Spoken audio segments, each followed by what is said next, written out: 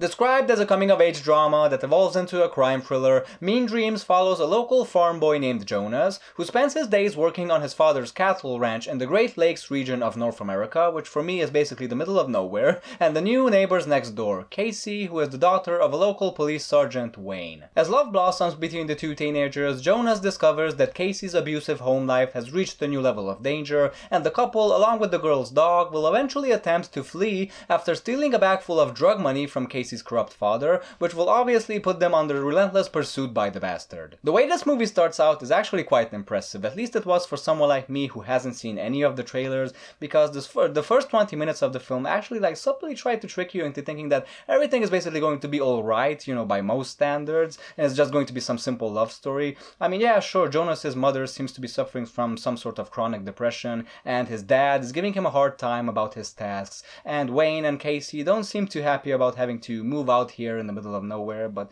Wayne promises Casey that they will move back as soon as possible. Her mother seems to be out of the picture completely, so these are broken families for sure, but you get the impression that hey, at least they are together, at least they are making a living. But eventually, Casey's life proves to be much less than ordinary in some of the worst ways imaginable, and the way that slowly gets revealed is quite fascinating. I mean, Wayne, from appearing to be somewhat of a nice guy in the beginning, goes to being aggressive drunk, and then very quickly goes into being like this violent, abusive murderer.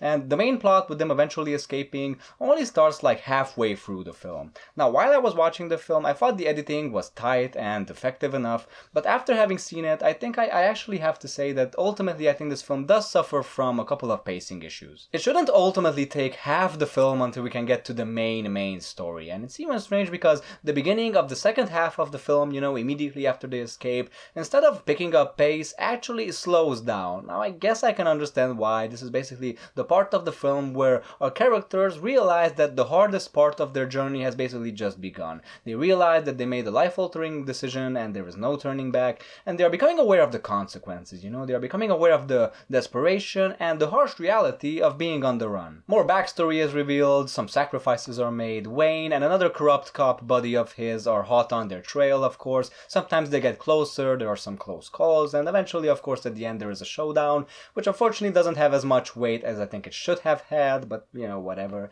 I think the whole coming-of-age drama that eventually turns into a crime thriller description couldn't be more than accurate. And if you're searching for a very suspenseful thriller, this does have its fair share of tense moments that do work, but they're sort of like few and far between. And as a coming-of-age story, which is something I loathe usually, I think here it actually works. I didn't mind it. The romance is very tastefully done. It's not schmaltzy, it's not corny. The characters are very endearing. I genuinely cared about them. The acting is very good, which is very good because ultimately there isn't that much story here. The story that is here is very interesting, but I think this film is ultimately more about the experience, for lack of a better word. The experience that these characters go through, which is maturing, growing up, having to make some very harsh decisions for the very first times in their lives, being on their own, having new experiences, having to make sacrifices, having to get used to the idea of not being under someone's wing, which leads me to a very good scene in the film, probably my favorite scene in the whole film, when they are already on the road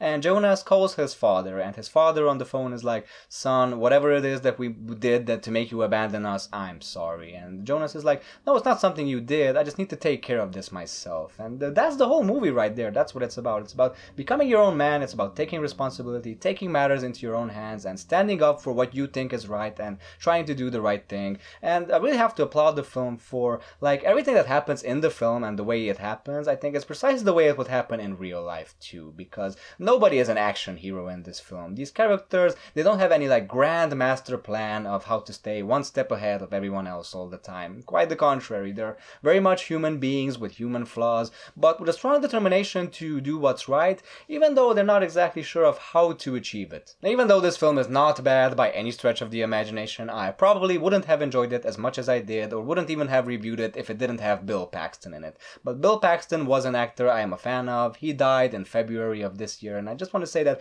every time he was in a movie, especially when he was playing more of a villainous character, you knew that you were going to get something quite intense. And he is intense in this film, folks, trust me. He is quite a fiend, he is vile. He is the type of character, I would imagine the Joker in The Dark Knight, when he teases or tortures one of his victims, he tells that, you want to know how I got these scars? My father, who was a drunk and a fiend, he gave gave him to me. Bill Paxton's character in this film would be exactly the type of dad I would imagine, like, giving scars to his Joker son.